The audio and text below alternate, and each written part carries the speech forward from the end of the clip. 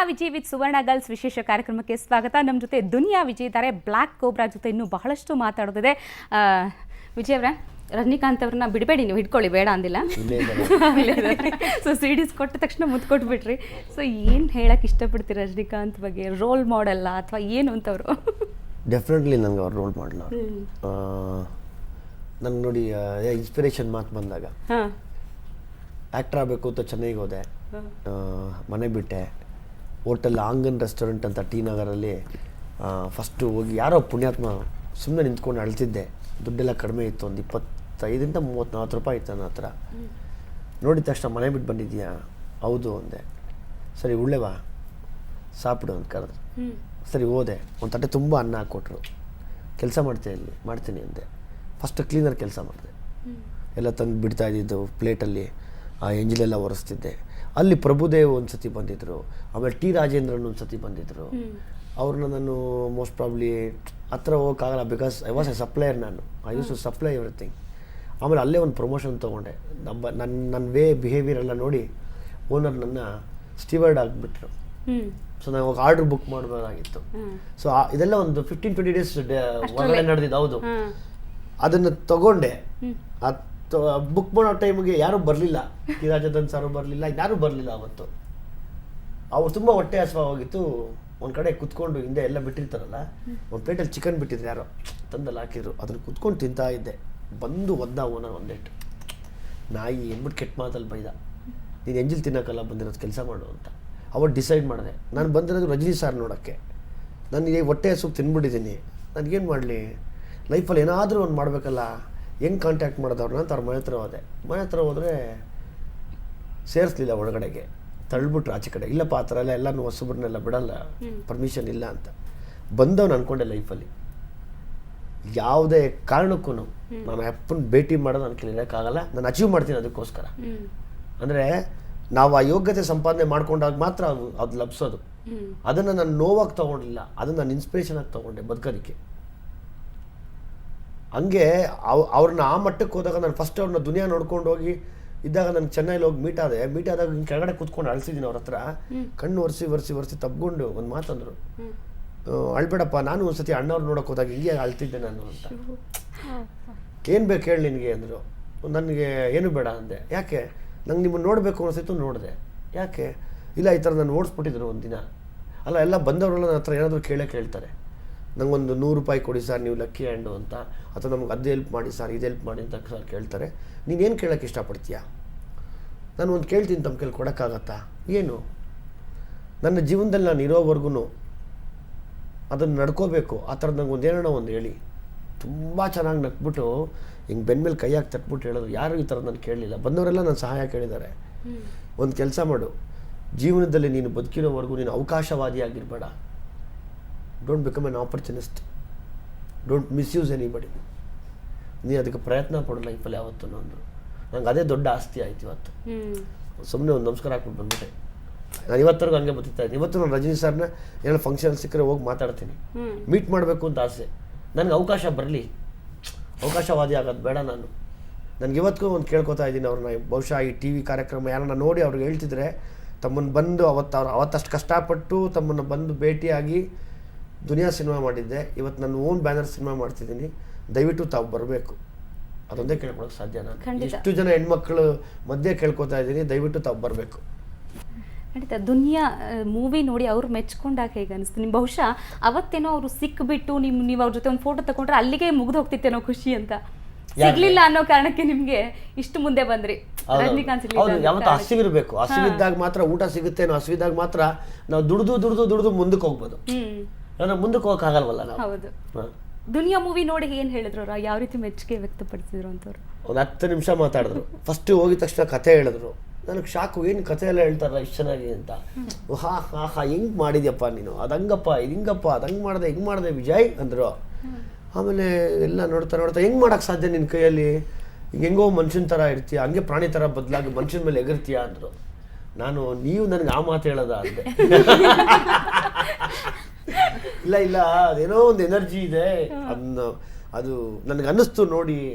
ತುಂಬ ಮಾತಾಡುತ್ತೆ ಹಂಗೆ ನಿಂತಾಗ ರೋಷದಲ್ಲಿ ನೀನು ಎಷ್ಟು ಒಳಗೆ ನೊಂದಿದೆಯಾ ಅನ್ನೋದು ಸ್ಕ್ರೀನ್ ಮೇಲೆ ತೋರಿಸುತ್ತೆ. ಅದನ್ನು ಯಾವತ್ತೂ ಬಿಟ್ಕೊಡ್ಬೇಡ ಅಂದರು. ಸೊ ರಜನಿ ಅವರಲ್ಲಿ ನಿಮ್ಗೆ ಯಾವ್ದು ಇಷ್ಟ ಆಗುವಂಥದ್ದು, ಏನು ಅವ್ರ ಕಡೆ ನಿಮ್ಮನ್ನು ಸೆಳೆಯೋಂಗೆ ಮಾಡಿದ್ದು? ಅವರು ಮಾಡಿರುವಂಥ ಜನಗಳಿಗೆ ಸೇವೆ, ಮತ್ತು ಅವರ ನಡವಳಿಕೆ, ಮತ್ತು ಅವರ ಏನು ಹೇಳ್ತಾರೆ ಈ ಡೌನ್ ಟು ಅರ್ತ್ನೆಸ್ ಅಂತ ಏನು ಹೇಳ್ತೀವಿ ನಾವು, ಅದನ್ನು ನನಗೆ ಅದು ತುಂಬ ಇಷ್ಟ. ಸರಳತೆ ನಾನು ತುಂಬ ಫಾಲೋ ಮಾಡ್ತೀನಿ ಅವ್ರನ್ನ. ಎಸ್, ಎಲ್ಲರೂ ಕೂಡ ಆನ್ ಸ್ಕ್ರೀನ್ ಅಭಿನಯ ನೋಡಿ ನನಗೆ ಅವ್ರ ದೇವರು, ನಾನು ಅವ್ರ ಅಭಿಮಾನಿ ಅಂತಾರೆ. ಬಟ್ ನೀವು ಅವ್ರ ಆಫ್ ಸ್ಕ್ರೀನ್ ಕ್ಯಾರೆಕ್ಟರ್ ನೋಡಿ ಅವರು ನಮ್ಮ ದೇವರು ಅಂತ ಹೇಳ್ತಾರೆ. ಎಕ್ಸಾಕ್ಟ್ಲಿ ಹೌದು. ಅವರು ಇನ್ಫ್ಯಾಕ್ಟ್ ನಾನು ಫಸ್ಟ್ ಮೀಟ್ ಆಗಿದ ತಕ್ಷಣ ನನಗೆ ಅವರೇ ಅಂತ ಗೊತ್ತಿಲ್ಲ.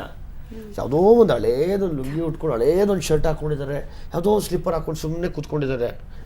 ವಿಜಯ್ ಅಂತ ಹಿಂಗಂದ್ರು. ನಂಗೆ ಹಂಗೆ ನೋಡಿ ಹಂಗೆ ಗಾಬರಿ ಆಗೋಯ್ತು, ನನಗೆ ಒಡೆದಂಗೆ ಆಗೋಯ್ತು, ಇವಳ ಅಂತ ಹಂಗೆ ಹೋಗಿ ಕಾಲಿಡ್ಕೊಂಬಿಟ್ಟೆ. ಅಂದರೆ ಅದು ಯಾವತ್ತೂ ಬೇಕು ನೋಡಿ. ನಾನು ಏನೋ ಆಗಿದ್ದೀನಿ ಅಂತ ಬರೀ ಸಿನಿಮಾ ಫೀಲ್ಡೇ ಅಲ್ಲ, ಯಾವುದೇ ಒಂದು ಫೀಲ್ಡಲ್ಲಾಗಲಿ ನಾನೇನೋ ಆಗಿದ್ದೀನಿ ಅಂತ ಮೆರೆದ್ರೆ ಜಾಸ್ತಿ ದಿವಸ ನಿಲ್ಲೋದಿಲ್ಲ. ನಾನೇನೋ ಆಗಲೇ ಇಲ್ಲ, ಕೊನೆಗೆ ನಾನು ಇಲ್ಲಿಗೆ ಹೋಗೋದು. ಬಿಕಾಸ್ ಯಾರನ್ನೂ ಮನುಷ್ಯ ಸತ್ತ ಮೇಲೆ ಎತ್ಬಿಟ್ಟು ಏರಲ್ಲಿ ಬಿಟ್ಬಿಡಲ್ಲ, ಭೂಮಿಲ್ಲ ಕೂತ್ಬಿಡ್ತೀವಿ, ಇಲ್ಲ ಸುಟ್ಬಿಡ್ತೀವಿ ಅವನ್ನ ಅಲ್ವಾ. ಸೊ ಅಲ್ಲೇ ಇರ್ಬೇಕು ಯಾವತ್ತು, ಇದೇ ನಮ್ಮನ್ನು ಕರೆಯೋದು, ಅದಲ್ಲ. ಸೊ ರಜನಿಕಾಂತ್ ಅವರು ಪ್ರೇರಣೆ ಅಂತ ಹೇಳಿದ್ರಿ, ಸೊ ಯಾವ ಕ್ಯಾರೆಕ್ಟರ್ ನಿಮಗೆ ಮಾಡಬೇಕು ಅಂತ ಅನಿಸ್ತಿದೆ? ಅವ್ರದ್ದು ಪಡಿಯಪ್ಪ ಮಾಡಬೇಕು ಅಂತ ಆಸೆ. ಹಾಕೊಳ್ಳೋದು ರಮ್ಯಾ ಕೃಷ್ಣ ಅವ್ರು ಮಾಡಿರೋದು ಆ್ಯಕ್ಟಿಂಗು. ಆಮೇಲೆ ಅವರು ರಮ್ಯಾ ಕೃಷ್ಣ ಕೂತ್ಕೊಂಡೆ ಪಡಿಯಪ್ಪ ಏನು ಸಮಾಚಾರ ನಿನಗಿನ್ನ ಕೊಬ್ಬು ಹೋಗ್ಲಿಲ್ವಾ ಅಂದಾಗ ಸುಮ್ಮನೆ ನಿಂತ್ಕೊಂಡು ಆ ಶಾಲ್ ಹಾಕಿ ಹಿಂಗೆ ಹೇಳೋದು, ಅದ್ರ ಮೇಲೆ ಹಂಗೆ ಕುತ್ಕೋತಾರೆ ಗೊತ್ತಾ, ಕಾಲ ಮೇಲೆ ಕಾಲ ಹಾಕೊಂಡು ಆ ಶಾರ್ಟ್ ಇಲ್ಲ. ನಾನು ಇಮಿಟೇಟ್ ಮಾಡಕ್ಕೆ ಹೋಗಲ್ಲ, ಬಿಕಾಸ್ ನಾನು ಇಮಿಟೇಟ್ ಮಾಡಿದ್ರೆ ಅಲ್ಲಿ ಬಿಕಮ್ ಎನ್ ಇಮಿಟೇಟರ್ ಆಗ್ತೀನಿ. ನಾನು ಆಗಬೇಕು ಅಂತ ಪಟ್ಟಿದ್ದು ನಾನು ದುನಿಯಾ ವಿಜಯ್ ಆಗಬೇಕು, ನಾನು ಇಮಿಟೇಟ್ ಮಾಡಬಾರ್ದು.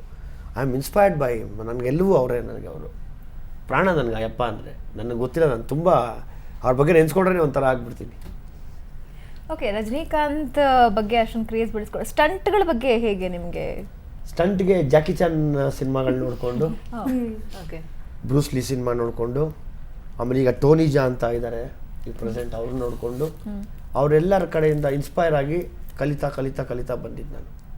ಓಕೆ, ಸೊ ದುನಿಯಾ ವಿಜಯ್ ಅಂದ್ರೆ ಸ್ಟಂಟ್ಗಳ ಬಗ್ಗೆ ಮಾತಾಡಲೇಬೇಕು. ಅದಕ್ಕೂ ಮುನ್ನ ಒಂದು ಸ್ಮಾಲ್ ಗಿಫ್ಟ್, ಏನೋ ಬಾಂಬ್ ಗಿಫ್ಟ್ ಬ್ಲಾಸ್ಟ್ ಮಾಡ್ಬಿಟ್ಟಿಲ್ಲ, ಹೆದರ್ಕೋಬೇಡಿ ಅಂತ ಸ್ಟಂಟ್ ಮ್ಯಾನ್ ಬೇರೆ ಬ್ಲಾಸ್ಟ್ ಮಾಡ್ತೀವಿ ಓಡೋಗ್ಬಿಡ್ರಿ ಅಂತ ಹೇಳೋದು, ಬಾಂಬ್ ಮೊದಲೇ ಬಾಂಬ್ ಓಡೋಗ್ಬಿಡ್ಬೇಕು. ನಮ್ದು ಅಂತ ಸ್ಟಂಟ್ಗಳು ಯಾವುದೂ ಇಲ್ಲ ಅಲ್ಲ, ಅದಕ್ಕೇನೆ. ಓಕೆ, ಸ್ಟಂಟ್ ಅಂತ ಹೇಳ್ತಾ ಇದ್ರಿ, ಆದರೆ ಡ್ಯೂಪ್ ಯೂಸ್ ಮಾಡಲ್ಲ, ಮತ್ತು ಸ್ಟಂಟ್ಗಳಂದರೆ ಜೀವ ಕೂಡ ಹೋಗಬಹುದು, ಅಷ್ಟೊಂದು ಡೇಂಜರಸ್ ಆಗಿರುತ್ತೆ ಅಂತ. ಗಿಫ್ಟ್ ಓಪನ್ ಮಾಡ್ತಾ ಇದ್ದೀವಿ ನೀವು. ಸೊ ಯಾಕೆ ಅಂತ ನೀವು ಡ್ಯೂಪ್ ಯೂಸ್ ಮಾಡಲ್ಲ, ಯಾಕೆ ಅಷ್ಟೊಂದು ರಿಸ್ಕ್ ಯಾಕೆ ತಗೋತೀರಾ ಅಂತ? No pain no gain. ಸಾಧನೆಗೆ ಯಾವತ್ತು ಇಲ್ಲ, ನೋ ಶಾರ್ಟ್ ಕಟ್ಸ್ ಸಾಧನೆಗೆ ಯಾವತ್ತು. ಆಮೇಲೆ ನನಗೆ ಇವಾಗ ಅಕಸ್ಮಾತ್ ನಾನು ಅವೆಲ್ಲ ಮಾಡಿದರೆ, ನಾನು ಒಂದು ಸಿನಿಮಾ ಸುಮ್ಮನೆ ಮಾಡಿದರೆ ದುನಿಯಾ ಅಂತ, ಏನೂ ಉದ್ಧಾರ ಆಗ್ತಿರ್ಲಿಲ್ಲ.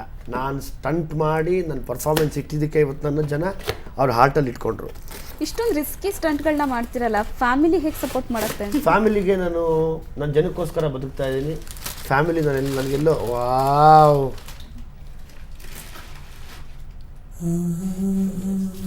ಮಾತೇ ಹೊರಡ್ತಾ ಇಲ್ಲ ವಿಜಯ್ ಅವ್ರಿಗೆ.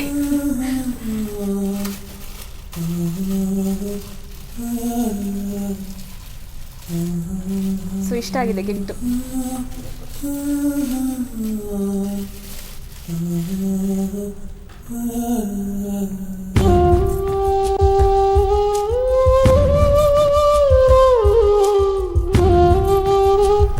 Thank you.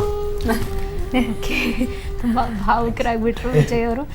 ಸೊ ವಿವೇಕಾನಂದ ಭಾವುಕರಾದ್ರಿ ಅಂತ ನಿಜಕ್ಕೂ ವಿವೇಕಾನಂದ ನನಗೆ ಇವ್ರ ಬಗ್ಗೆ ನನಗೆ ಏನು ತುಂಬ ಇಷ್ಟ ಅಂದರೆ, ನನ್ನ ವಿಷಯ ಎಲ್ಲ ಬರ್ಸೋವಾಗ ಹೇಳ್ತೀನಿ. ಯಾವುದೋ ಒಂದು ವಿಷಯದಲ್ಲಿ ನಂಗೆ ತುಂಬ ದೊಡ್ಡ ಇನ್ಸಿಡೆಂಟ್ ನಡೀತು. ಹಾಕೊಳ್ಳೋಕೆ ಬಟ್ಟೆ ಇರಲಿಲ್ಲ. ಒಂದು 500-600 ರೂಪಾಯಿ ತೊಗೊಂಡೋಗಿ ಕಲಾಸಿಪಾಳ್ಯದಲ್ಲಿ ಸೆಕೆಂಡ್ ಹ್ಯಾಂಡಲ್ ಬಟ್ಟೆ ತೊಗೊಂಡು ಹಾಕ್ಕೊಂಡಿದ್ದೆ.